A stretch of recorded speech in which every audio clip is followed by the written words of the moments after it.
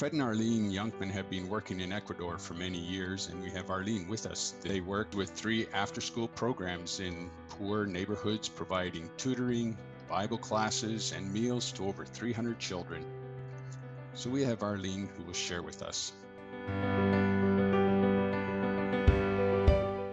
Ecuador has been one of the hardest hit countries in the whole world with the COVID virus. One thing that has made it even more difficult is this virus has hit Ecuador on the heels of a political uprising last fall. As you remember, in the end of October, we were shut down for a month with violence, aggression, fighting in the streets.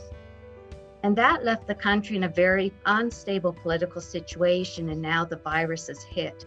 So our greatest challenges at this time is the political instability, obviously all the death caused by the virus. The health systems have collapsed, the economy has collapsed. There is a spiritual poverty that was evident and that was present before this all happened.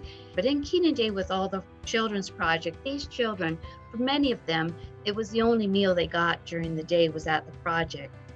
And so we have found in Quinandé also that it's an area we have no medical resources, there's no oxygen, there are no respirators, we've run out of medicine.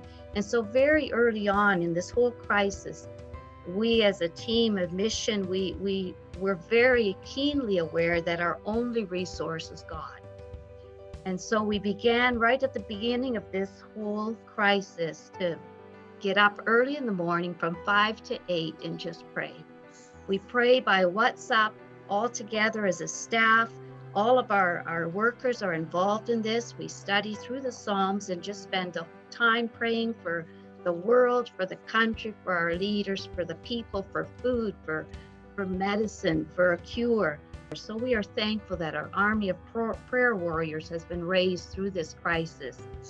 On the area of food, we've used the food budget aspect of our projects to buy food and to deliver that to the families because otherwise they would starve. Very early on in this whole crisis, Jenny had to close the medical clinic. And so Jenny's been doing all of her doctor work by phone. About 3 weeks ago, one of the Chachi Indian women informed us that they had run out of food in the village. And because of the military lockdown, nobody is allowed out of the village.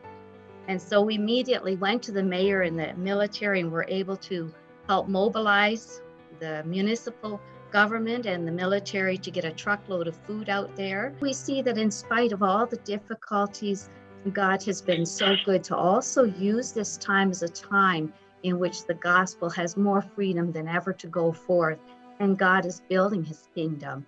And we are so grateful that also through Word and Deed and your generous donation that we're able to provide for the food, medical needs, also to provide things like soap and have our ladies make masks and the overalls to protect some of our medical staff.